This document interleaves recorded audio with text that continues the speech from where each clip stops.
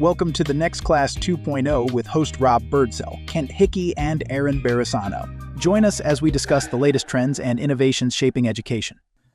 Hello and welcome to the Next Class. I'm Rob Birdsell, one of your hosts, joined by my colleague Kent. Good to see you. Good to see you, Rob. And our viewers, which we have some that go to our YouTube channel, will notice that Kent is very dressed up today. So our guests should feel honored that he has a sport coat on. It's the first time we've seen him. Rob, we have Kirsten Oates with us. I'm dressing up. This is a big deal, okay? And we'd like to welcome our guest, Kirsten Oates, the co-host of a very wonderful podcast, Turning to the Mystics. So Kirsten, welcome to the Next Class. Thank you so much for having me. I'm excited to be here. This is, as I said earlier, Kent and I have listened to all 13 seasons of your podcast, and it's wild to hear your voice and see you in person. So it's pretty fun. And to our listeners, highly recommend Turning to the Mystics. It is a fantastic podcast. Before we get into that, Kirsten, let's just chat a little bit about your background. You come to this world of mysticism from a very different place. Looks like you began your career at Bridgespan. Yes, yeah. I'm from Australia. So I grew up in Australia, and I actually started with a law degree and an economics degree and went into management consulting. So very career focused at the beginning, and worked for a number of years for Bain and Company. And then I had the wonderful opportunity to come over to the States and work for the Bridgespan Group, which is a spin-off from Bain and Company focused on nonprofit consulting. And I got to work with them for a full year in San Francisco, working on nonprofit clients, which was wonderful. And I met my husband while I was there on the steps of a church. Wow. That's amazing. In a small world connection, the San Francisco office of Bridgespan led Christa Ray's strategic plan in 2008, which is a really small world. Yeah, they do wonderful work. Really, really clever people in that organization. It was a gift to work there. Yeah, so I went back to Australia for a year and dated my husband long distance, kind of discerning if I was called to move my whole life over to America. And in the end, it was a no-brainer. And and I moved here to get married, back in 2006. And then I mean, that background is pretty amazing. By the way, Kent is a recovering lawyer also. Yeah. And so how do you go from management consulting to the world of contemplative leadership? Yeah. Well, I'll go back to my childhood. I had my grandmother was just an amazing person in my life, and very spiritual but not religious. And now I have the tools and the understanding. I probably would say she had very many mystical experiences. At the time, we didn't really understand what was happening, but she kind of planted spiritual seeds in me. And the biggest thing she taught me was, no matter what happened in her life, she really approached it as a teaching and something to learn, whether it was good or bad. She didn't judge things that way, but looked at everything as an opportunity to learn and grow. And so that's the biggest thing I really took away from that. And I searched for years in psychology, and wellness, and then in spirituality to find my teacher. And I was lucky enough to find Richard Rohr, the Center for Action and Contemplation, and I joined their living school back in 2014, working with, learning from Richard Rohr, James Finley, Cynthia Bourgeot. And then it was through my contact with the living school that I kind of applied to support the managing director, Michael Poffenberger, and Richard Rohr to do a strategic plan for the CAC. Oh, really? Yeah. So I started with them, helping them build a strategic plan, and then I went into their executive leadership team. And what year was that you did the plan? That was in 2015, early 2016. Yeah. That's amazing. I wonder if it did. Turning to the Mystics, did that grow out of that strategic plan? Because it predates Yes. that.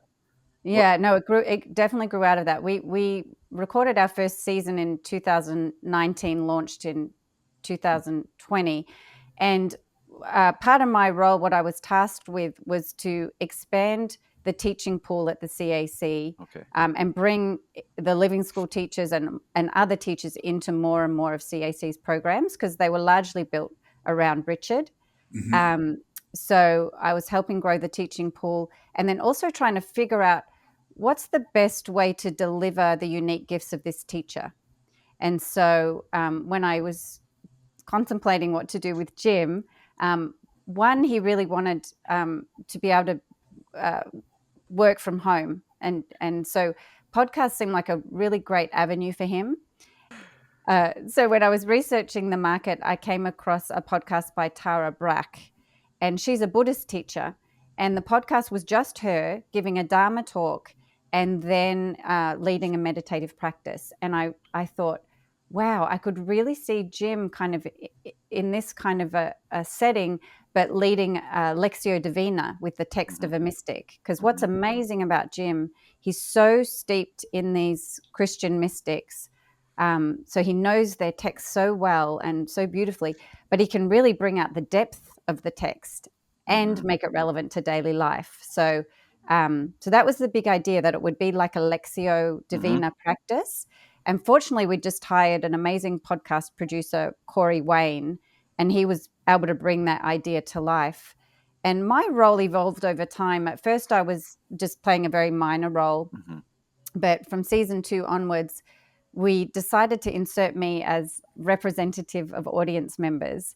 And so Jim would do a solo Lectio practice in one session. And then in the next session, I'd bring to him like what I think listeners would be asking and curious about, and that we'd dialogue about that. That's extended into coaching sessions, where at the end of each season, we try and make that mystic applicable for people who want to take that mystic forward as their teacher. And then we have guests come on as well. I'm sorry, I just want to follow up on that last point. Maybe ask about James Finley too, because a number of people listening to this may know about him, but others do not. But I just want to say that there was a clear shift after season 1, where you became more active as a conversational partner and speaking as a listener. Super helpful, because I'll listen to some James Finley stuff and like.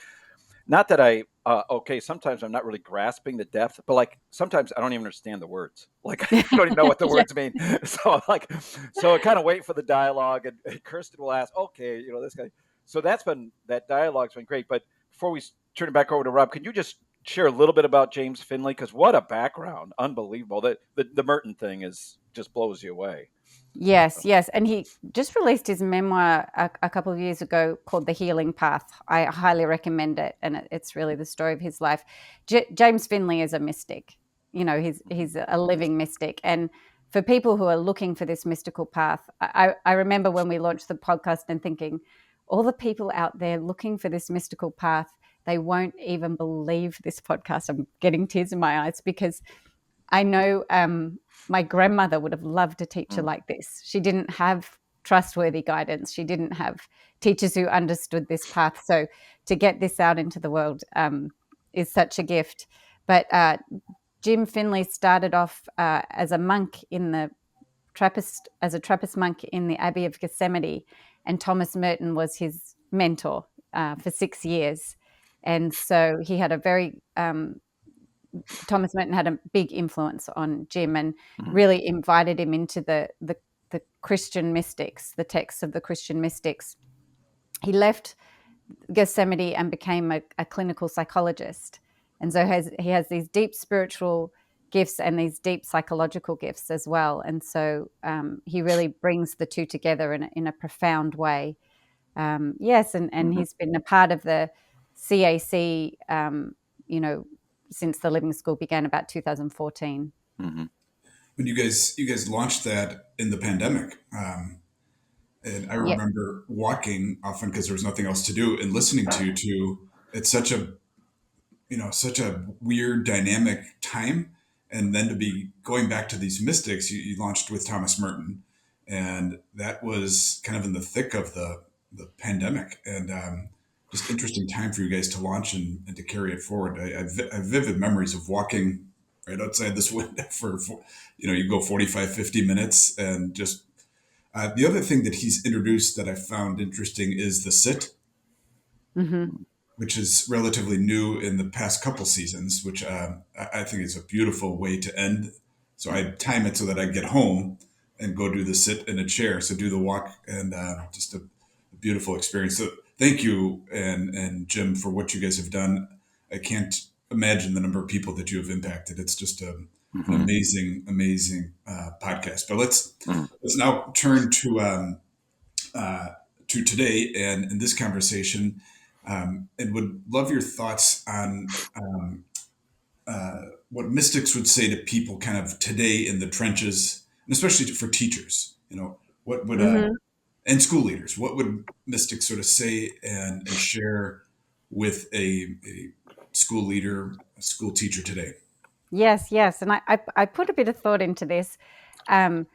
We didn't quite finish my resume, but a few years ago, I left the CAC executive team and launched myself as a contemplative leadership coach. So Mm-hmm. I've been thinking a lot about how to support leaders, and I put some thought into what to share with you today. I want to start by saying I just really admire teachers. My sister's a school teacher, and I had the gift of being able to go and visit her classroom in Australia a few times, and was just so amazed with what teachers, do every single day for hours a day, managing little personalities and creating engaging education. So just want to say I really admire teachers. Um, so I'm thinking about the Christian mystics and what they might want to share with a teacher. And what I know about the mystics, and like James Finley, they're very personal. They really see you. Mm-hmm. And so I think a mystic would want to sit down one on one with each teacher and really get Mm-hmm. to see them and listen to their questions and ask, hear their stories Mm-hmm. specifically. There's a beautiful Christian mystic, Julian of Norwich, and she lived late 1300s, early 1400s in England. And she used to have, she lived next to a church in what was called an anchorage, and she'd have an open window to the street, and people would come to her for chats, and I'm sure they would share what was going on in their lives with her. So I'm thinking of someone coming to the window of Julian, and here's some things I think she'd want them to know. So firstly, you have a value beyond measure. Your very being is precious, not because of what you do, but because you're eternally sacred. Every breath emanates from and exists in God. Your whole life exists in God, in God's infinite love. It's so touching that you would commit your life to helping children and teens, equipping them to be able to survive well in this world. And it's so touching to know that about you. But it's not just touching, because this is your path, and this is where God meets you in your life. And so God wants to show you how much you're loved and to help ground you in that love so that you might be able to share that with others. And your teaching is part of how God meets you and shapes you and teaches you. I'd want to ask a teacher, can you remember a moment when your teaching brought you into the truth of love? Maybe a time when you saw the true value of a student, or you saw the true value of what you are giving to your students. Maybe there are times when you've wondered who's teaching who, when God's presence shines out of the sincerity of the student in their question, in their curiosity, in the way they look at you.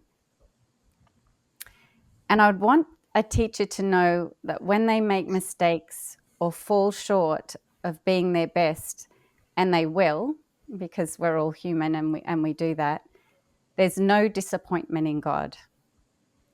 These are the days to lean into God's love for you, loving you through and through and through, mistakes and all.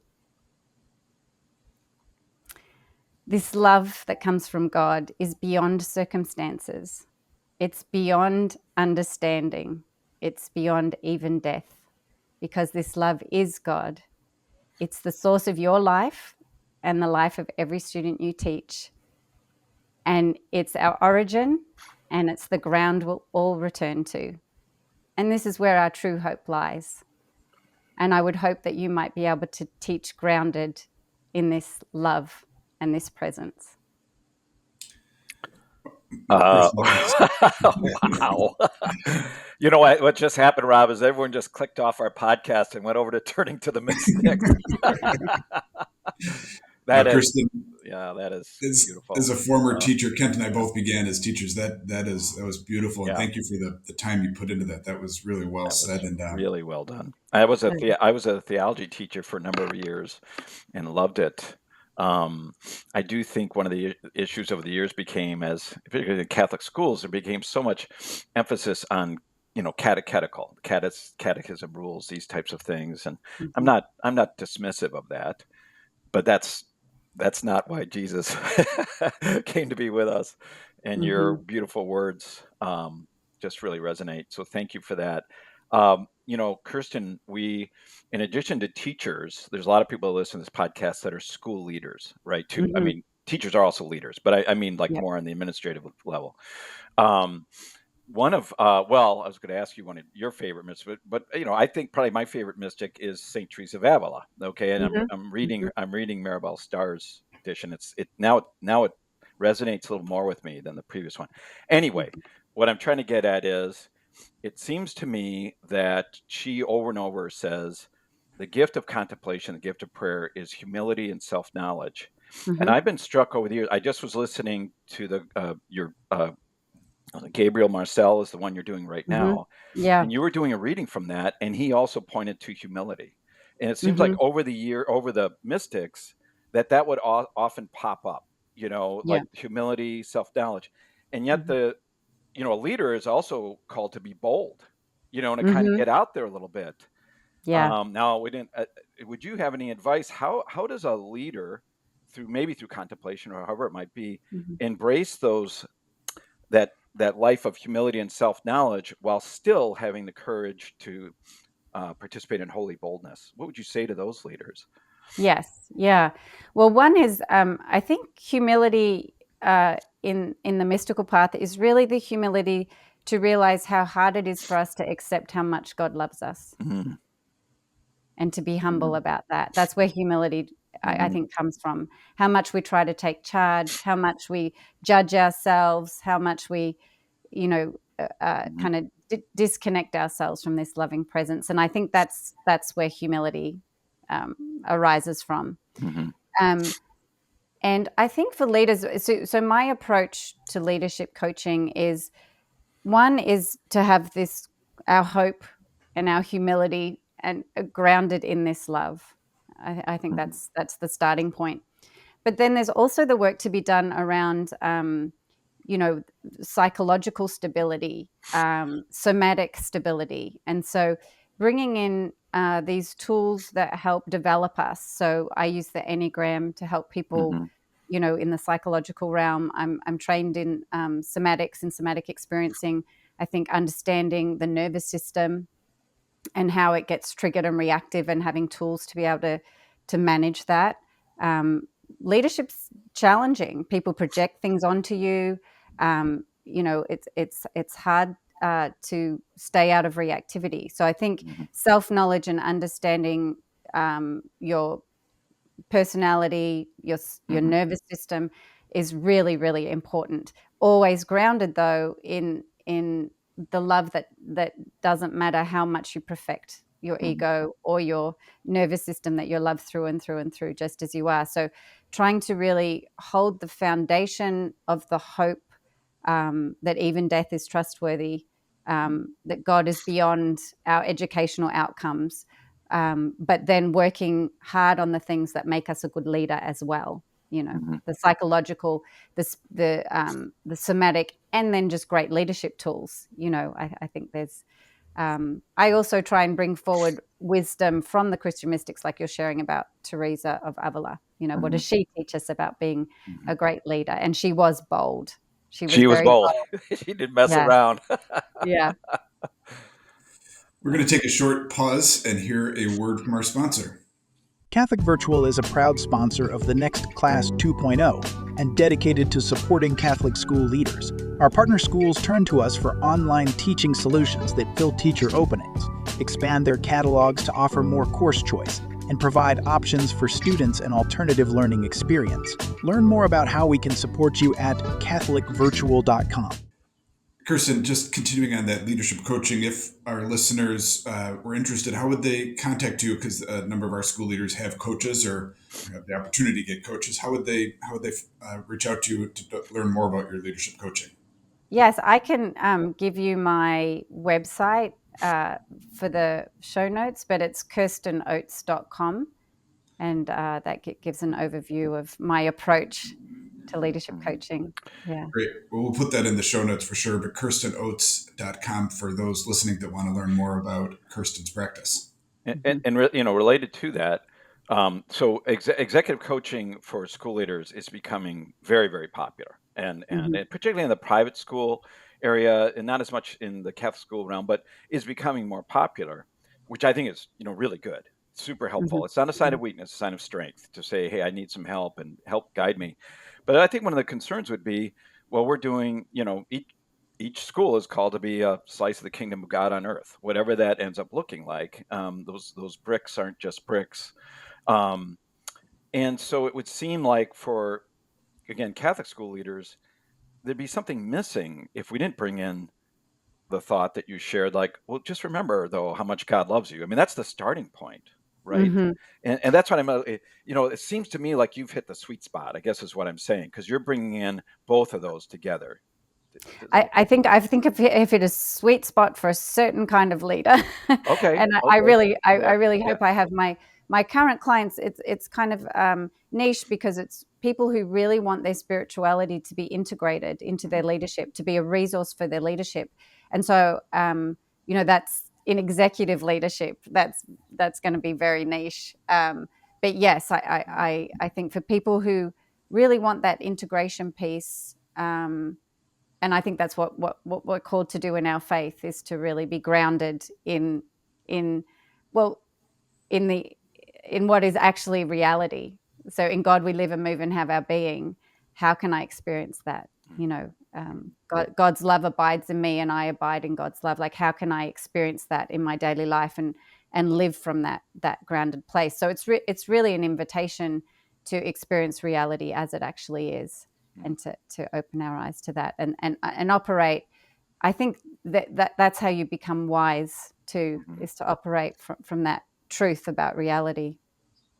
It struck me, wisdom. There's so much wisdom in that. Yes, absolutely. And Kirsten, we've talked about James Finley and how he found his mystical voice through Thomas Merton and being a trauma therapist.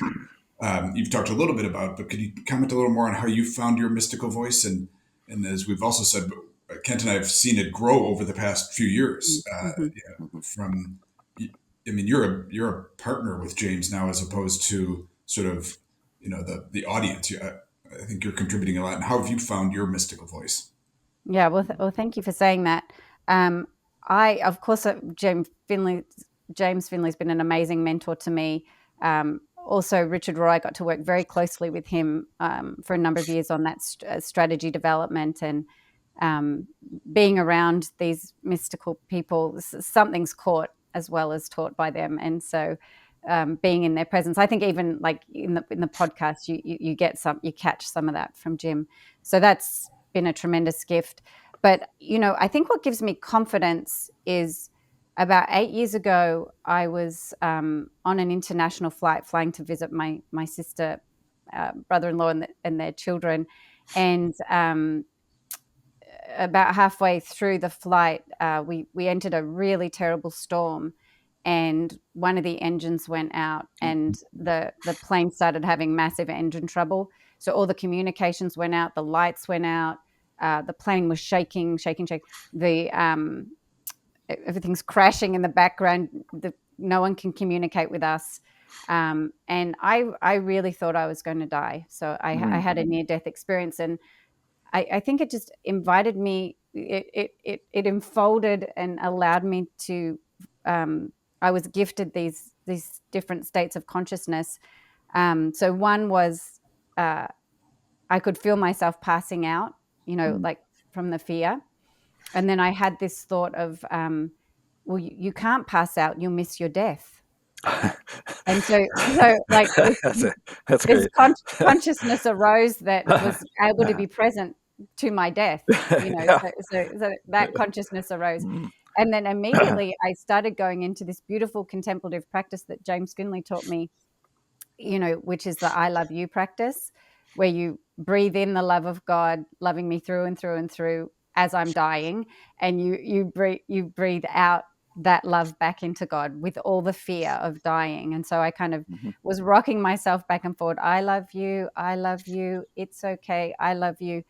And in the midst of that practice, I went into this conscious state where I just felt the full presence of God.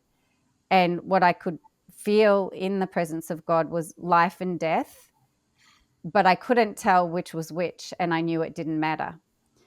And before I exited that place, I was curious about where I'd land in life or death, but I knew it didn't matter. And so when I came back to consciousness, I was so overwhelmed by the kind of shock in my body. That experience left me for a while, and then when I landed in the Philippines, where my sister lives, I was going there because my sister's child was in the NICU. Her fourth child was born preemie. And so I landed. I didn't even get a shower, but I was put in charge of the other 3 kids. And I took the little girl, Lulu, to gym practice. And at the very end of the gym practice, the teacher was blowing bubbles, and she brought over to Lulu and me, where we were sitting. She blew this big, enormous bubble, just like with this thin film around it. And when Lulu put her finger to pop it, this bubble was very like the sense of it was very much like the experience I had in God, this like infinite, but and she popped the bubble and the experience came back to me. And I've had the confidence of that experience ever since. And so I think it's taken years to integrate it, but it gives me confidence in what the mystics say, and I'm still finding my own way to say it, but I know that reality in my being, and I love to share that with others.